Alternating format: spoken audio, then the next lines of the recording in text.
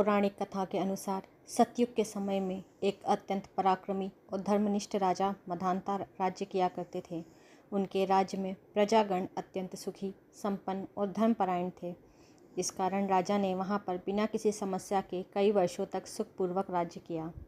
लेकिन इस परिदृश्य में बदलाव तब आया जब वहां 3 वर्षों तक बारिश की एक बूंद भी नहीं पड़ी और पूरे राज्य में सूखा पड़ गया। पूरा राज्य अकाल की भयंकर समस्या से जूझने लगा और 3 वर्ष में अन्न फलों का एक दाना भी नहीं उपजा।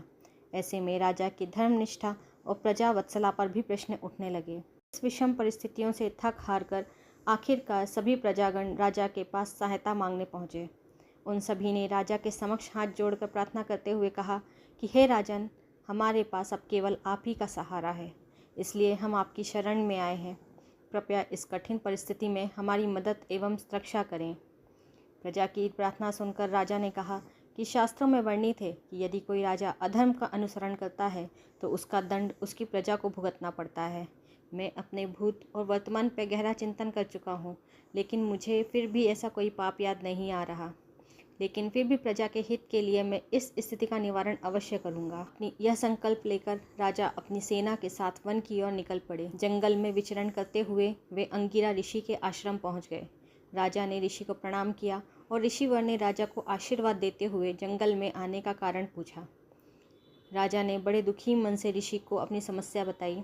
राजा की इस विषम स्थिति को देखकर ऋषि अंगिरा ने कहा, हे राजन, वर्तमान सतयुग में मात्र ब्राह्मणों को ही वैदिक तपस्या की अनुमति दी जाती है, लेकिन आपके राज्य में एक शूद्र है जो इस समय घोर तपस्या में लीन है। उसकी तपस्या के कारण ही तुम्हारे राज्य में वर्षा नहीं हो रही है।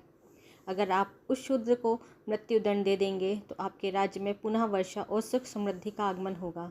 ऋषि की यह बात सुनकर राजा ने हाथ जोड़कर कहा, हे ऋषिवर, मैं एक अपराध मुक्त तपस्वी को दंड नहीं दे पाऊंगा। राजा की आत्मीयता को देखकर ऋषि अंगिरा अत्यधिक प्रभावित हुए और उन्होंने कहा, हे राजन, आप अपने परिवार और समस्त प्रजा सहित आषाढ़ मास के शुक्ल पक्ष में आने वाली देवशयनी एकादशी का नियम पूर्वक पालन करें। इसके प्रभाव से आपके राज्य में प्रचुर मात्रा में वर्षा होगी और आपके भंडार धन धान्य से समृद्ध हो जाएंगे। ऋषि अंगिरा के वचन से संतुष्ट और प्रसन्न होकर राजा ने ऋषि को प्रणाम किया और अपनी सेना के साथ राज्य लौट आए। आषाढ़ मास के शुक्ल पक्ष में जब देवशयनी एकादशी आई तो राजा ने समस्त प्रजागण और अपने परिवार के साथ श्रद्धा और निष्ठापूर्वक पालन किया। इस व्रत के पुण्य प्रभाव से राज्य में पुनः वर्षा हुई, सूखा खत्म हो गया। सभी प्रजागण एक बार फिर से सुखपूर्वक जीवन और व्यतीत करने लगे और राजकोष में धन धान्य भर गया। इसलिए यह व्रत अत्यंत पुण्यकारी माना गया है। इस कथा को सुनने या पढ़ने मात्र से मनुष्य को पुण्य प्राप्ति होती है।